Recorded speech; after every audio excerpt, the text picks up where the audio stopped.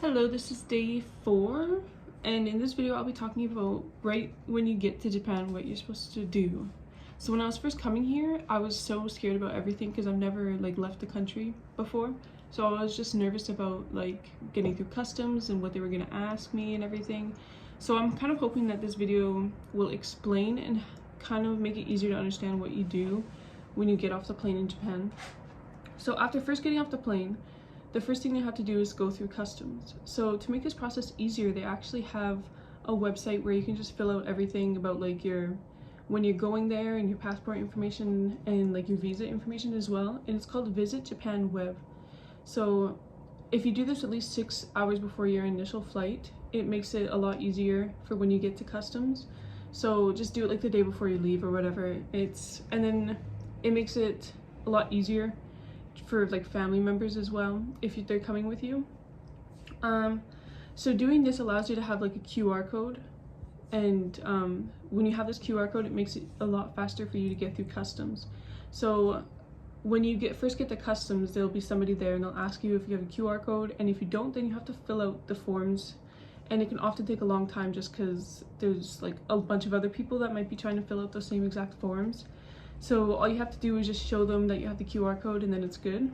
And a common problem that I see that people have is the poor quality of airport Wi-Fi.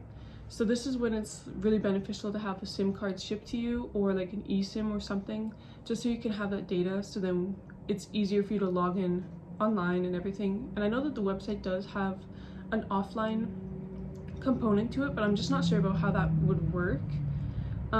Anyways, but when you're at customs, make sure you have your certificate of eligibility, passport, and a working form. So this is just a form that allows you to work part-time when you're in Japan. So if you fill this out beforehand and have them stamp your resident card right at customs, it makes it a lot easier. You can work right from that day if you wanted to. But if you don't do this at customs, then it can take a while for them to get that stamp for you. So if you do plan on working in Japan, just have that working form ready, and then you should be good to go. And then right after you go through customs, they'll just usher you to where you get your bags, and then you just have to scan your passport and the QR code one more time, and then you can leave the airport. So when I left the airport, I actually just took a train because I got to Narita Airport, I just took a train right to Tokyo, and it was not that complicated, just because as long as you have maps, Google Maps or Apple Maps on your phone or whatever, then it'll tell you exactly what train to take. And even if you don't, then you could just ask anybody how to get to Tokyo, and then they'll help you. And there is a little bit of a language barrier, but at the same time it's you just say, I want to go to Tokyo, and then they'll just show you where you're supposed to go. And this is also where you can get a Suica card as well, or whatever kind of IC card. I just have mine on my phone just to make it a little bit easier for myself.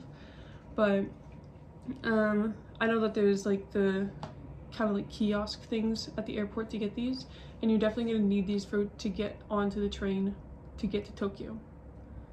And then there's also signs in English literally everywhere, so it shouldn't be too bad.